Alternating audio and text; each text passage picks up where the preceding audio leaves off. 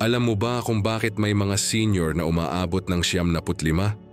Pero malakas pa rin maglakad, malinaw pa ang isip at halos hindi nagkakasakit? Samantalang ang iba, bago pa umabot ng 70, hirap na sa paghinga, may rayuma na at mabilis mapagod. Ano kaya ang meron sa mga matatandang parang hindi tinatablan ng panahon? Yan ang lihim na pag-uusapan natin ngayon. Mga ugali na hindi lang nakakapagpahaba ng buhay, kundi nakakapagbigay din ng lakas at saya hanggang sa pinakahuling taon ng buhay nila. Kapag naririnig natin ang salitang mahaba ang buhay, madalas ang iniisip natin ay swerte lang. Pero ang totoo, hindi lang ito tungkol sa swerte, kundi sa mga araw-araw na desisyong ginagawa mo. Pwede kang may simpleng bahay, maliit na kita, pero kung tama ang ugali mo, mas tatagal ka kaysa sa taong mayaman pero laging stress at mainitin ang ulo.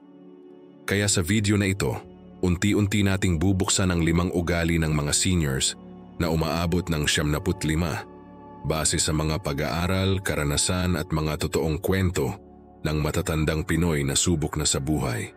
Ang una sa lahat, hindi sila nagmamadali sa buhay. Napansin mo ba? Kapag bata pa, laging nagmamadali. Gusto agad yumaman, gusto agad matapos, gusto agad lahat. Pero habang tumatanda, mapapansin mong ang mga tunay na matanda na malakas pa, sila yung marunong huminto, huminga at magpasalamat. May isang lolo sa Quezon, edad 96, na araw-araw pa ring nag-aalaga ng mga manok. Sabi niya, ang sikreto ng mahabang buhay ay huwag mong pabilisin ang oras. Ang stress, yan ang unang kumakain sa katawan mo. Totoo yun. Dahil kapag lagi kang nag-aalala, lagi kang nagagalit o hindi marunong magpahinga, ang katawan mo ay parang makina na walang tigil sa pagtakbo. Unti-unti itong napupudpod. Ang mga seniors na marunong magpahinga, marunong ngumiti kahit may problema, at marunong magtiwala sa takbo ng buhay, sila yung hindi madaling kapitan ng sakit. Kasi mas kalmado ang isip nila, mas maayos ang tulog, at mas balanse ang katawan. Kung iisipin mo, simple lang ito pero napakahirap gawin. Dahil sa panahon ngayon, lahat nagmamadali. Pero kung gusto mong tumagal ng malakas, dapat matutunan mong bagalan ang takbo ng buhay.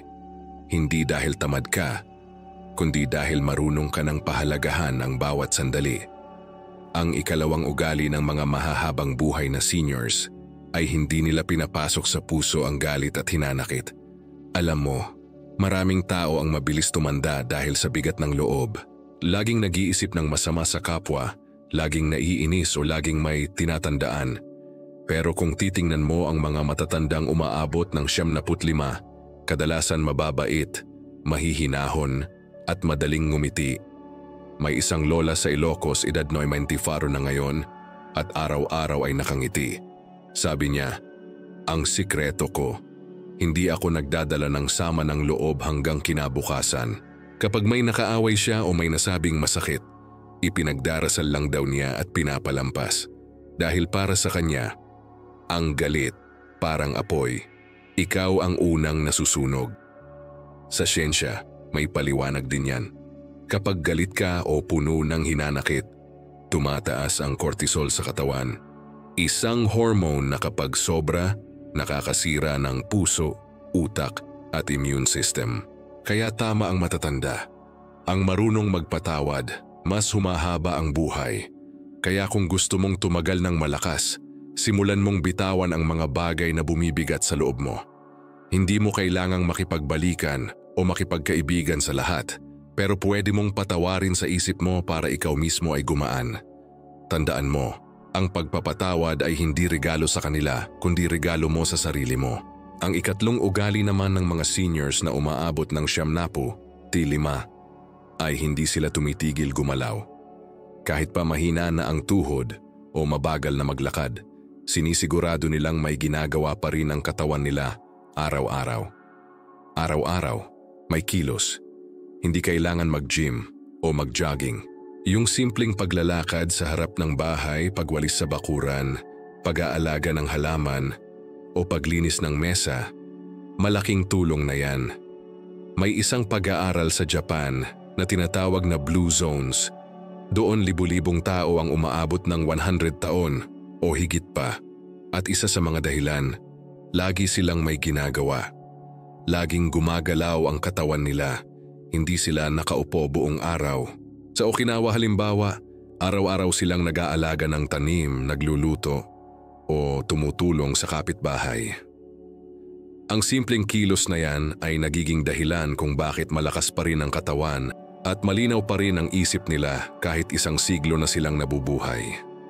Dito sa Pilipinas, ganoon din. Tingnan mo yung mga lolo at lola sa probinsya. Kahit umuulan, naglalakad pa rin sa palengke, nagluluto ng almusal o nag-aalaga ng apo. Hindi lang nila ginagawa dahil kailangan, kundi dahil gusto nilang manatiling buhay at gumagalaw. Kaya tandaan mo, kapag tumigil kang gumalaw, doon nagsisimula ang tunay na pagtanda. Pero kapag patuloy kang kumikilos kahit mabagal, kahit may sakit ng konti, nananatiling gising ang katawan mo. Parang makina yan, kapag laging ginagamit, hindi kinakalawang. At kung mapapansin mo, ang tatlong ugaling ito ay magkakaugnay. Ang marunong magpahinga, marunong magpatawad at marunong kumilos ay pare-parehong ugali ng taong may balanse sa buhay. Hindi lang pisikal ang lakas nila, kundi pati emosyonal at mental. Ngayon gusto kitang tanungin, sa tatlong ugali na ito, alin ang kaya mong simulan bukas? Pwede mong sabihin sa comments, magiging kalmado ako, o magpapatawad ako, o gagalaw ako araw-araw. Simple lang pero tandaan mo, maliit na hakbang araw-araw ang nagdadala sa mahabang buhay. At sa part 2, ipagpapatuloy natin ang huling dalawang ugali na mas nakakagulat pa. Isa dito ay may kinalaman sa pagkain at isa naman ay tungkol sa kung paano nila pinapanatili ang kaligayahan kahit nawawala na ang mga kasama sa buhay. Mga sikreto na bihira ng ginagawa ng mga kabataan ngayon pero sinasabuhay ng matatandang malalakas. Kaya huwag mong palalampasin ang susunod na bahagi. Dahil doon mo talaga malalaman ang kabuuang larawan ng kung paano mabuhay ng mahaba, payapa at masigla. Kung umabot ka rito, ibig sabihin gusto mo ring tumagal ng malakas at masaya. Comment, kalma galaw ngiti. Kung isa ka sa mga seniors na gusto ring umabot ng 90, 5. Kung napanood mo ang unang bahagi, sigurado akong napaisip ka. Oo nga no, minsan tayo mismo ang nagpapahirap sa sarili natin. Kasi sa totoo lang, hindi lang sakit o edad ang kalaban ng tao. Madalas, sariling ugali natin ang nagpapabilis ng pagtanda. Pero ang magandang balita, pwede pa natin itong baguhin.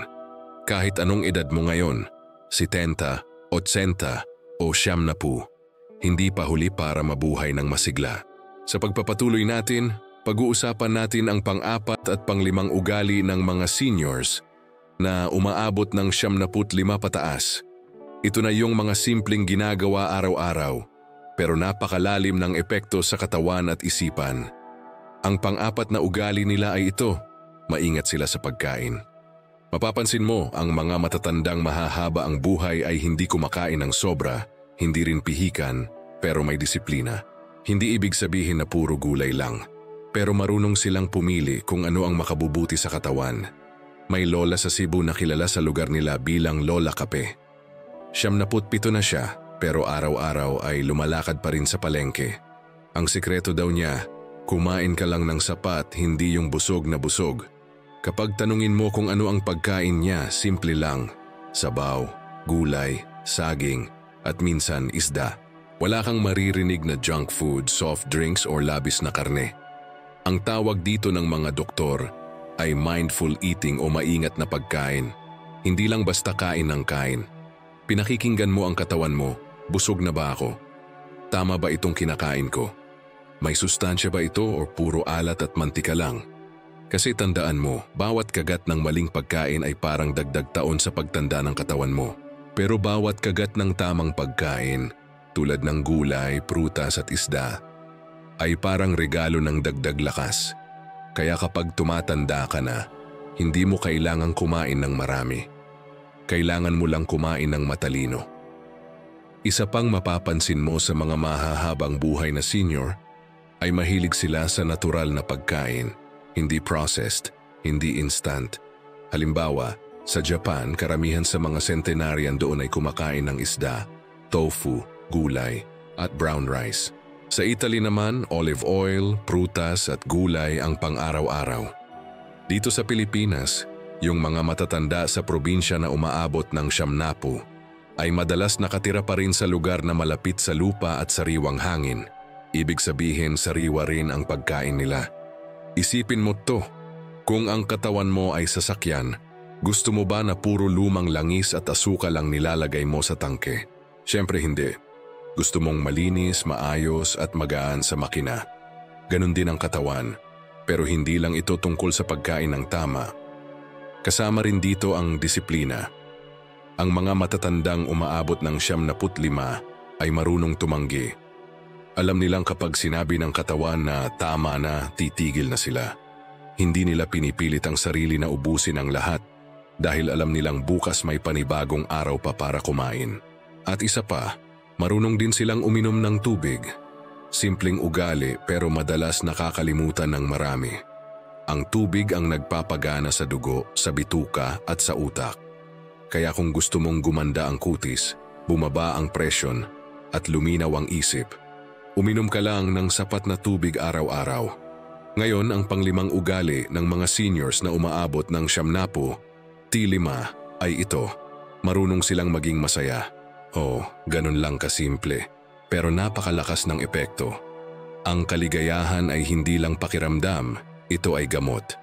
Kapag masaya ka, bumababa ang stress hormone, lumalakas ang immune system at nagiging mas aktibo ang utak mo. Kaya mapapansin mo, yung mga lolo at lola na mahilig tumawa, kwento ng kwento, at may konting kulit. Sila yung hindi madaling dapuan ng sakit. May kilala akong lolo sa Pampanga, edad 95 na. Araw-araw, nagbibiro pa rin sa mga apo niya. Kapag tinanong mo kung anong sikreto niya, sasabihin lang niya, "Huwag mong seryosohin lahat. Tawanan mo na lang minsan ang problema." Sa totoo lang, marami sa atin ang nakakalimutan kung gaano kahalaga ang tawa. Dahil sa dami ng problema, bills o alalahanin, nakakalimutan nating ngumiti. Pero ang matatanda na malalakas, sila yung marunong tumawa kahit may kulubot na ang balat. Marunong magmahal kahit may sugat pa sa puso. At marunong magpasalamat kahit simpleng kanin lang ang ulam. At hindi lang ito tungkol sa pagiging masayahin. Karamihan sa mga umaabot ng 75 ay may layunin pa rin sa buhay. May dahilan kung bakit sila bumabangon araw-araw. Puwede itong pag-aalaga sa halaman, pakikipagkwentuhan sa kapitbahay, o pagsimba tuwing linggo. Para sa kanila, bawat araw ay regalo, hindi parusa. Kung mapapansin mo, kapag ang isang tao ay wala ng dahilan para mabuhay, mabilis siyang manghina. Pero kapag may layunin pa, kahit simpleng gusto kong makita ang graduation ng apo ko, o gusto kong matapos ang tanim kong gulay, nagiging inspirasyon iyon para manatiling buhay at malakas. Kaya kung gusto mong humaba pa ang buhay mo, hanapin mo ang mga bagay na nagbibigay saysay sa'yo. Hindi kailangang malaki. Kahit simpleng alaga sa halaman, pagluluto para sa pamilya, o pagdarasal tuwing umaga, kung ginagawa mo ito ng may puso, may saysay ang bawat araw mo. Sa puntong ito, napansin mo sigurong lahat ng ugali ng matatandang umaabot ng 75 ay may iisang tema, balanse. Kumakain sila ng tama pero hindi sobra. Gumagalaw sila araw-araw pero hindi pinipilit. Masayahin sila pero marunong ding manahimik. Hindi sila perpekto, pero marunong silang mabuhay nang may pasasalamat. At alam mo ba kung ano ang pinakamaganda sa lahat? Hindi mo kailangang hintayin na tumanda para simulan ito. Pwede mo itong simulan ngayon. Pwede mong piliing ngumiti sa halip na magreklamo. Pwede mong piliing maglakad sa halip na humiga buong araw. Pwede mong piliing magpasalamat sa halip na magalit. Dahil sa dulo, hindi pera, hindi gamot, at hindi kabataan ang sikreto ng mahabang buhay, kundi ang ugali mo araw-araw. Kaya bago natin tapusin ang parteng ito, gusto kong itanong sa'yo, sa 5 ugaling nabanggit natin, Alin ang pinakagusto mong simulan ngayong araw? Yung pagkain ba ng tama? O yung pagiging masayahin kahit simpleng bagay lang? I-comment mo sa baba at baka maka-inspire pa ito sa ibang seniors na nanonood ngayon. At sa part 3, pagsasamahin natin lahat ng 5 ugaling ito para makita mo kung paano mo ito maisasama sa araw-araw mong buhay. Bibigyan din kita ng mga totoong halimbawa ng mga seniors na ginawang lifestyle ang mga ugaling ito. At kung paano mo rin magagawa iyon kahit simpleng tao ka lang. Kaya huwag mong palalampasin ang susunod na bahagi. Kung nandito ka pa, ibig sabihin gusto mong maging masigla at payapa habang tumatanda. Comment, ngiti, araw, pasasalamat kung isa ka sa mga seniors na pipiliing maging masaya at malusog araw-araw. Ngayong alam mo na ang 5 ugali ng mga seniors na umaabot ng 75. Kalmado sa buhay, marunong magpatawad, laging gumagalaw, maingat sa pagkain, at masayahin sa puso. Oras na para pag-usapan kung paano mo ito maisa sa buhay araw-araw. Dahil ang sikreto ng mahabang buhay ay hindi lang sa kung ano ang alam mo, kundi sa kung paano mo ito ginagawa. Madalas kapag naririnig natin ang salitang healthy lifestyle, ang naiisip agad ng marami ay hirap, gastos, o sobrang effort.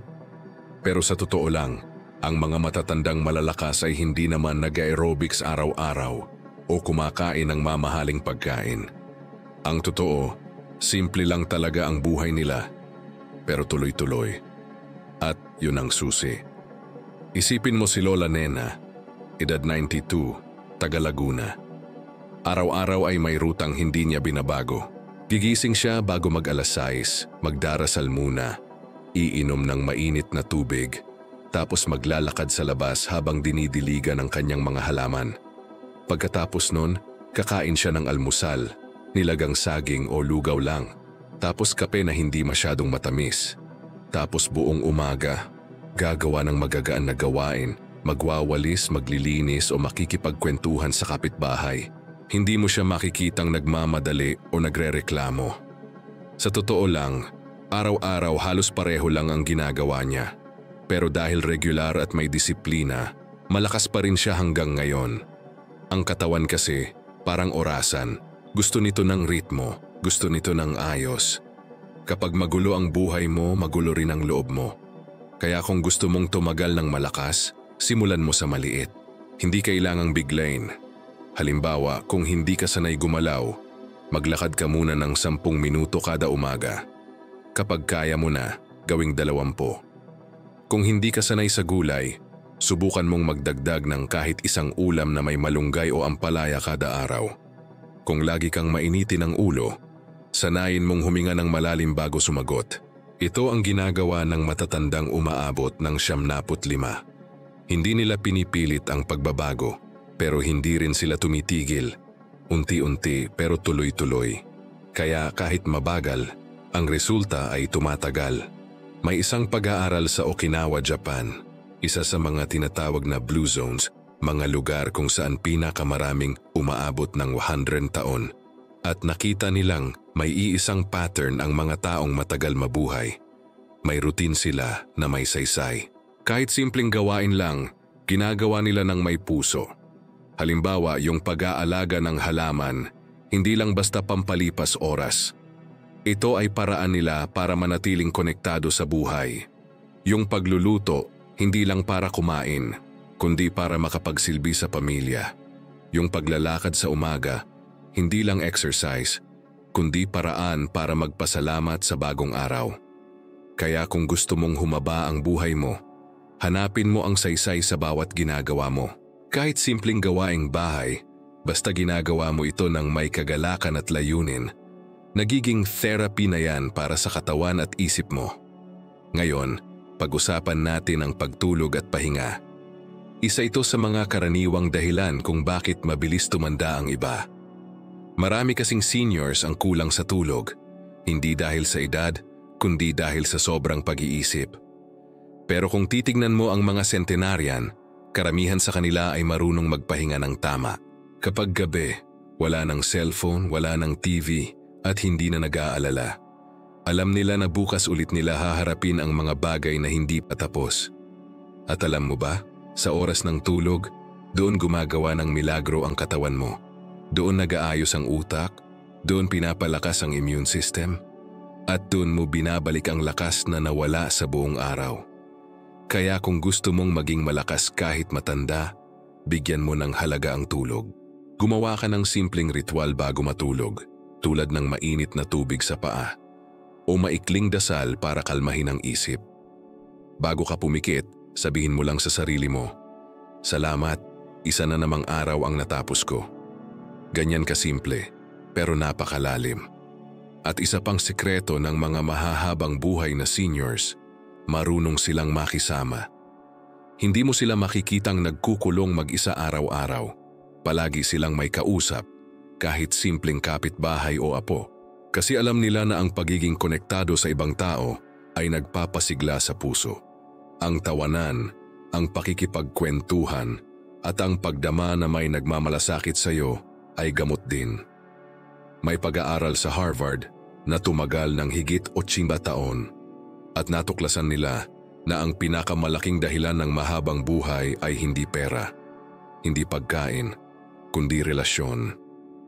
Ang mga taong may masayang relasyon, kahit simpleng buhay lang, ay tumatagal at mas malakas. Kaya kung gusto mong tumagal pa, alagaan mo ang mga relasyon mo. Kumustahin mo ang anak mo, tawagan mo ang kaibigan mo, o simpleng ngumiti sa kapitbahay. Maliit na bagay, pero sa puso ng isang senior, malaking ginhawa yan. Ngayon baka sabihin mo, paano kung mag-isa na lang ako? Wala na ang asawa, malayo ang mga anak. Alam mo, hindi mo kailangang maraming tao sa paligid para maging masaya. Minsan sapat na ang isa o dalawang kaibigan na totoo o kahit alagang aso o pusa na nagbibigay saya. Ang mahalaga, hindi mo pinapayagan ang kalungkutan na manirahan sa puso mo. Kasi tandaan mo, ang katawan mo ay sumusunod sa iniisip mo. Kapag araw-araw mong iniisip na malungkot ka, mahina ka at matanda ka na, yun din ang magiging totoo. Pero kung sasabihin mo sa sarili mo, malakas pa ako, may magagawa pa ako, at marami pa akong dahilan para mabuhay, unti-unti ring susunod ang katawan mo. Kaya kung gusto mong sundin ang yapak ng mga matatandang umaabot ng 75, ito lang ang sikreto. Gumawa ng buhay na simple, masaya at may direksyon. Kumain ng tama, gumalaw araw-araw, magpatawad, tumawa at matulog ng maayos. Hindi ito tungkol sa pagiging perpekto. Ito ay tungkol sa pagpili araw-araw na maging mabuti sa sarili mo. Alam mo, maraming nagsasabi, wala na akong panahon para baguhin ang sarili ko. Pero ang totoo, habang humihinga ka, may pagkakataon pa. Kahit isang maliit na hakbang araw-araw, gaya ng pagngiti, pag-inom ng tubig o pagdarasal, ay isa ng paanyaya sa katawan mo para tumagal pa. Kaya bago ka matulog mamaya, magpasalamat ka muna. Sabihin mo, "Salamat, buhay pa ako." At bukas kapag nagising ka, sabihin mo ulit, "Salamat, may panibagong araw pa ako."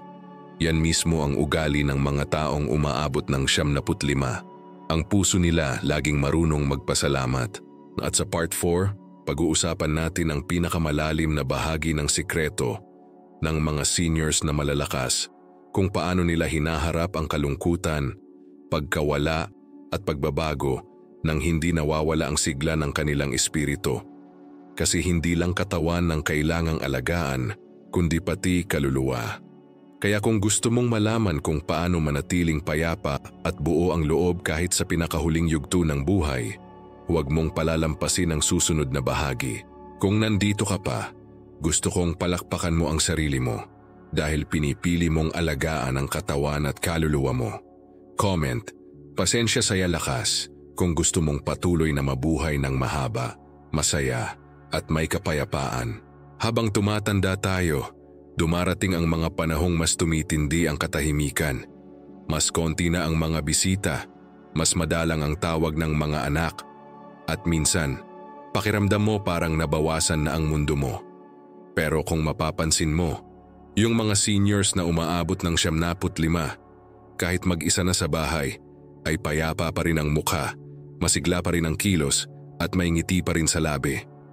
Bakit kaya? Dahil marunong silang tumanggap tumanggap ng pagbabago, tumanggap ng pagkawala, at tumanggap ng totoo na ang buhay ay hindi laging pareho. Ang isa sa pinakamalalim na ugali ng matatandang malalakas ay hindi lang pisikal na disiplina, kundi lakas ng loob at kalinaw ng isip. Alam nilang ang buhay ay hindi laging madali, pero sa halip na magreklamo, natutunan nilang ngumiti at magpasalamat. May isang lola sa Samar, edad 98 na, namatayan ng asawa, 3 anak ang nauna sa kanya, at iisa na lang ang buhay na malapit sa kanya ngayon. Kapag tinanong mo kung bakit masaya pa rin siya, sasabihin lang niya, "Kasi bawat umaga buhay pa ako." Isa na yang dahilan para ngumiti. Hindi siya nagpanggap na walang sakit sa puso, pero ang pagkakaiba, hindi niya pinahintulutan ang lungkot na manirahan sa puso niya. Ang kalungkutan, sabi nga nila, ay parang bisita. Dumadating, pero hindi mo kailangang pakituluyan. Ganon din ang mga matatandang umaabot ng 75. Marunong silang malungkot, pero mas marunong silang bumangon. Alam nila na ang bawat taong dumadaan sa buhay nila ay may layunin, at ang pagkawala ay hindi katapusan, kundi pagpapaalala lang na dapat pahalagahan ang bawat araw na natitira. Kaya kung minsan nararamdaman mong nag-iisa ka, isipin mo ito, ang mga taong tunay na malalakas ay hindi yung maraming kasama, kundi yung marunong magmahal kahit mag-isa. May isang pag-aaral sa Italy kung saan maraming umaabot ng 75 at napansin nila na halos lahat ng centenarian doon ay may koneksyon pa rin sa ibang tao kahit hindi malapit. Isang simpleng kumusta sa kapitbahay o pagkaway sa dumadaan sa kalsada, sapat na para mapanatili ang pakiramdam ng koneksyon. Kaya huwag mong hayaang mawala iyon. Kung wala kang madalas makausap, simulan mo sa maliit. Kapag bumibili ka ng tinapay, ngumiti sa tindera. Kapag may batang dumaan, kumaway. Kapag may tumulong sa'yo, sabihin mo, "Salamat." Dahil minsan, ang simpleng kabaitan na yan ay nagbabalik sa'yo ng lakas ng loob na mabuhay. Ang mga matatandang umaabot ng 75 ay may kakaibang pananampalataya. Hindi lahat ay sobrang relihiyoso, pero lahat sila ay may paniniwala sa Diyos, sa kapalaran o sa kabutihan ng buhay. Yung paniniwalang lahat ng bagay may dahilan, yan ang nagbibigay sa kanila ng kapayapaan kahit sa gitna ng unos. Sa bawat pagkawala, may pag-asa pa rin. Sa bawat sakit, may aral pa rin. Sa bawat pagtatapos, may bagong simula. Ang ganitong pananaw ay parang kalasag na pumoprotekta sa puso laban sa takot at panghihina. Dahil kapag malakas ang loob mo, kahit mahina na ang tuhod mo, kaya mo pa ring ngumiti. May lolo sa Pangasinan, edad 99. Araw-araw ay nagdarasal pa rin siya ng rosaryo sa harap ng lumang altar. Sabi niya, "Hindi ko alam kung hanggang kailan ako, pero habang humihinga ako, pasasalamat ang gusto kong marinig ng Diyos." Ang ganitong mindset ang dahilan kung bakit tumatagal ang mga matatanda. Hindi dahil malakas ang katawan nila, kundi dahil malakas ang loob at pananampalataya nila. At alam mo ba, may isa pang lihim na ugali ang mga matatag na seniors, hindi sila ay kinahihiya ang edad nila. Habang ang iba ay ayaw pag-usapan ng edad o gusto laging magmukhang bata, sila ay proud sa bawat taon na nadadagdag sa kanila. Para sa kanila, bawat kulubot ay tanda ng karanasan, bawat pilas ng kamay ay kwento ng trabaho, at bawat uban ay simbolo ng karunungan. Kapag tinanong mo si Lola kung ilang taon na siya, hindi siya nahihiyang sumagot. Sasabihin pa niya, 72 na ako pero malakas pa maglaba. May halong tawa, may halong pagmamalaki. Dahil alam nila, ang edad ay hindi kahinaan. Ito ay parangal ng panahon. Kung gusto mong humaba pa ang buhay mo, tanggapin mo ang edad mo ng may galak. Ipagmalaki mo ang bawat taon, dahil hindi lahat ay nabibigyan ng pagkakataong umabot sa edad mo. At habang umaabot ka, huwag mong kalimutan, ang bawat taon ay panibagong pagkakataon para magmahal, tumawa, at magpasalamat. Isa pang mahalagang bagay na ginagawa ng mga matatandang umaabot ng 75 ay ito. Marunong silang patawarin ang sarili nila. Minsan kasi, Mas mabigat pa ang galit natin sa sarili kaysa sa galit sa ibang tao. Yung sana ginawa ko to, sana hindi ko sinabi yon, o sana mas maaga kong pinahalagahan ang pamilya ko.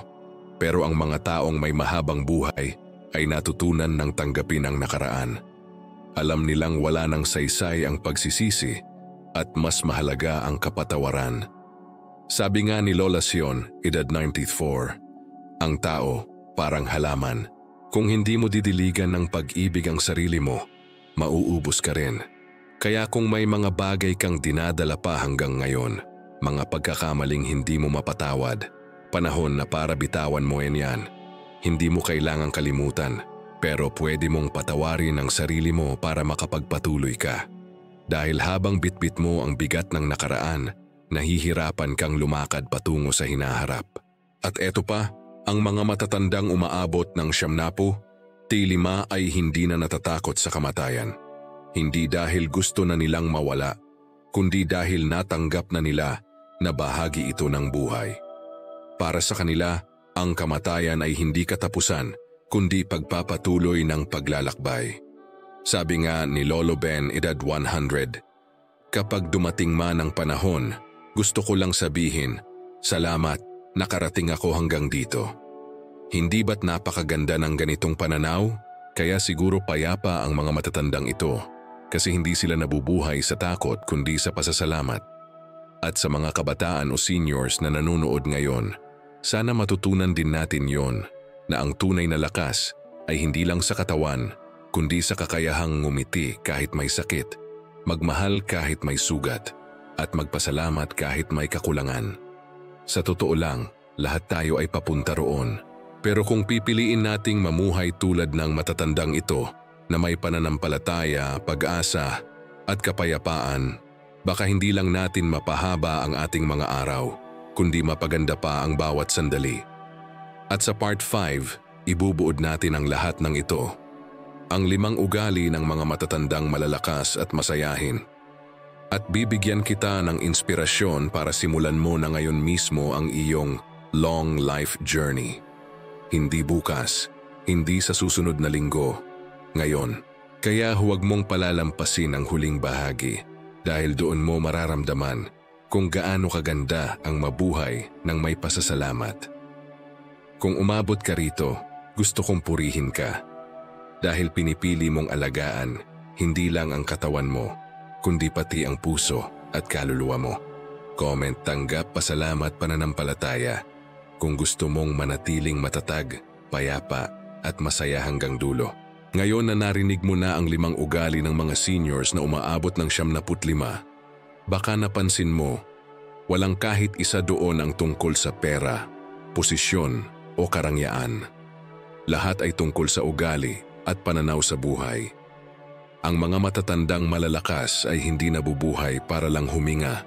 Nabubuhay sila nang may layunin. Hindi sila pinapatakbo ng takot kundi ng pasasalamat. Anyan ang dahilan kung bakit umaabot sila ng halos 1 siglo. Tingnan mo si Lolo Ben na edad 100. Araw-araw, nag-aalaga pa rin ng tanim at nagkukuwento sa mga apo. Kapag tinanong mo kung anong sikreto niya, simpleng sagot lang ang ibibigay. Huwag mong ubusin ang lakas mo sa galit, anak, gamitin mo sa pagmamahal. Yung totoo, yan. Dahil ang katawan ay humihina, pero ang pusong marunong magmahal hindi kailanman nawawala ng sigla. Ang mga seniors na umaabot ng 75 ay hindi takot sa pagtanda. Sa halip, tinatanggap nila ito bilang biyaya. Habang ang iba ay takot sa uban, sila ay proud dito. Para sa kanila, bawat puting buhok ay tanda ng karunungan, bawat kulubot ay marka ng karanasan, at bawat taon ay parangal mula sa buhay mismo.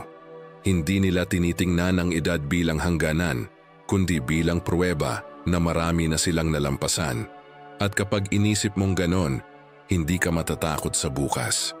Kasi ang totoo, hindi natin mapipigilan ang pagtanda. Pero pwede nating piliin kung paano tayo tatanda. Pwede tayong tumanda na mahina o tumanda na masigla. Pwede tayong tumanda na puno ng reklamo o tumanda na puno ng pasasalamat. Pwede tayong tumanda na mag-isa o tumanda na nagbibigay inspirasyon. Ang pagpili ay nasa atin. At ang bawat araw na dumarating ay panibagong pagkakataon para pumili ng mabuti. Kung ikaw ay nanonood pa rin hanggang ngayon, ibig sabihin pinipili mong alagaan ang sarili mo. Pinipili mong magpatawad, ngumiti at magpasalamat. At yan ang tunay na paraan ng matatandang malalakas, hindi perpekto, pero may puso. Hindi mayaman, pero may galak. Hindi bata, pero masigla. Kaya simulan mo na ngayon. Hindi mo kailangang baguhin agad ang buong buhay mo. Simulan mo lang sa maliit. Sa isang ngiti, sa isang paghinga ng malalim, sa isang salamat bago matulog. Alam mo ba, bawat oras na ginugugol mong alagaan ang sarili mo ay dagdag araw sa iyong buhay. Bawat tawa mo ay dagdag lakas. Bawat pasasalamat mo ay dagdag sigla. Kaya kung gusto mong umabot ng 75 o higit pa, huwag mong hanapin ang sikreto sa labas. Hanapin mo ito sa loob mo, sa puso mong marunong magpasalamat, sa isip mong marunong tumanggap, at sa katawan mong marunong kumilos.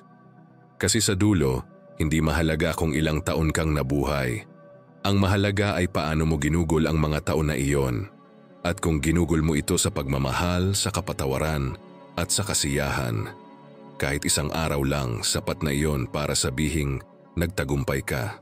Kaya ngayon, huminga ka ng malalim, ngumiti at sabihin mo sa sarili mo, buhay pa ako at marami pa akong magagawa. Iyan ang tunay na sigaw ng mga matatandang malalakas. Hindi takot sa edad, hindi alipin ng lungkot, hindi nakakulong sa nakaraan.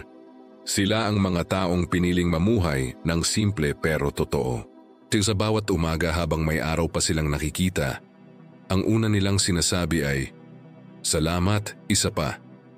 At siguro, yan din ang gusto kong iwan sa'yo ngayon.